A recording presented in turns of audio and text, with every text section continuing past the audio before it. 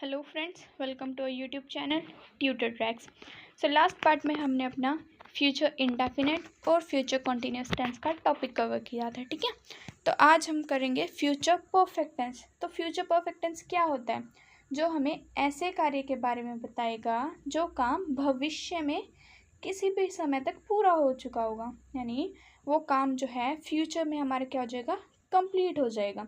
इसके signal words क्या होंगे हमारे? चुकेगा, चुकेगी और चुकेंगे, यानी वो काम कर चुका होगा या वो काम कर चुकी होगी।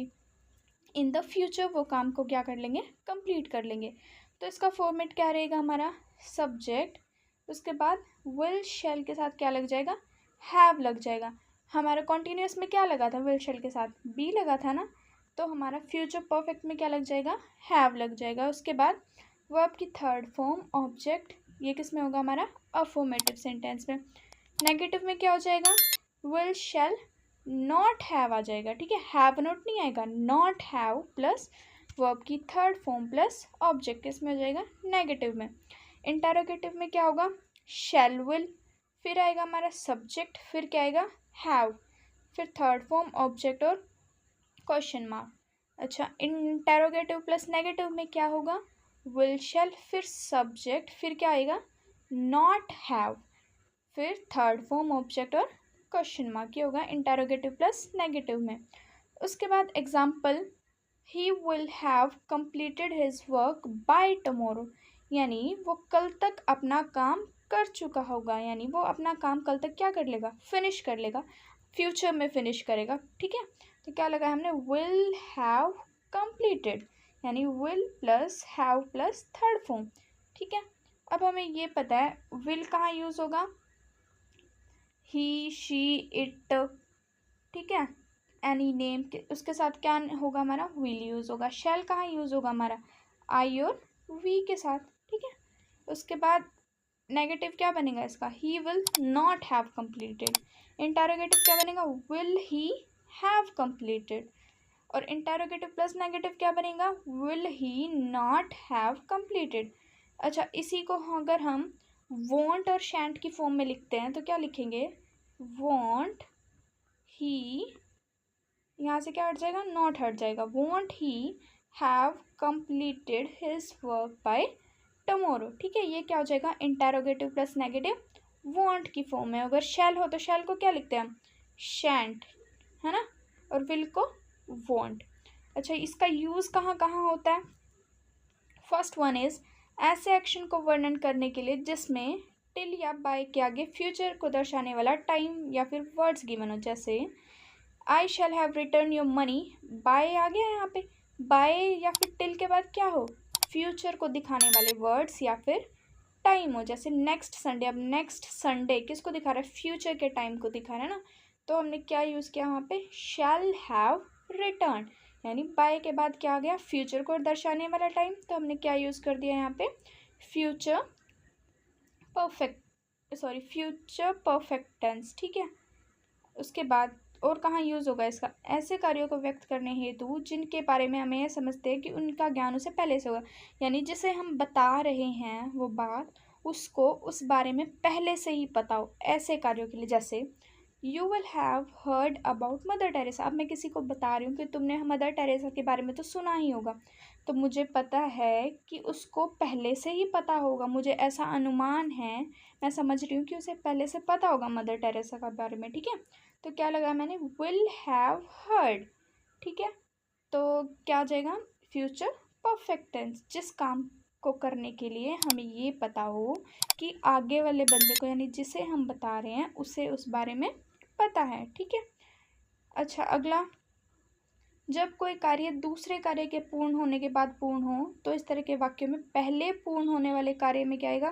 फ्यूचर परफेक्ट, और बाद में वाले में क्या आएगा? Present indefinite. Example, the students will have left the class before the teacher comes.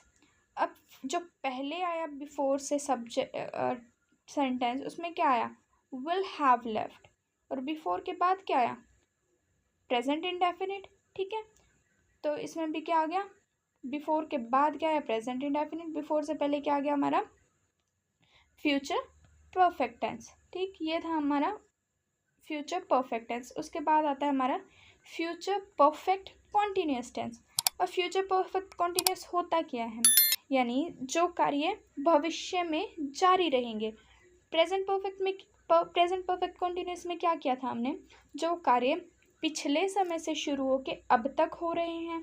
अच्छा, पास्ट परफेक्ट कॉन्टिन्यूस में क्या किया था, जो कार्य पास्ट में शुरू होके और पास्ट में ही जारी रह रहे थे। और फ्यूचर परफेक्ट कॉन्टिन्यूस में क्या होगा कि भविष्य में किसी भी समय तक जारी रहेंगे, शुरू भी भविष्य में होंगे और जारी भी रहेंगे वो भविष्य में। ठीक है। अच्छा, फॉर्मेट क्या होगा इसका, सब्जेक्ट प्लस विल शैल क्या लग जाएगा, हैव बीन लग जाएगा। ठीक है। फिर आईएनजी, ऑब्जेक्ट, सिंस, फॉर और टाइम अफर्मेटिव के लिए। अच्छा, मैंने बताया था सिंस और फॉर का यूज़ कहाँ होगा, सिंस का यूज़ कहाँ होता है हमारा, पॉइंट ऑफ टाइम, जहाँ कोई निश्चित समय गिवन है। और फॉर का यूज़ कहाँ होता है हमारा, पीरियड ऑफ टाइम, यानी जहाँ अनिश्चित समय हो, वहाँ क्या होता है हमारा, फॉर यूज़ होता है।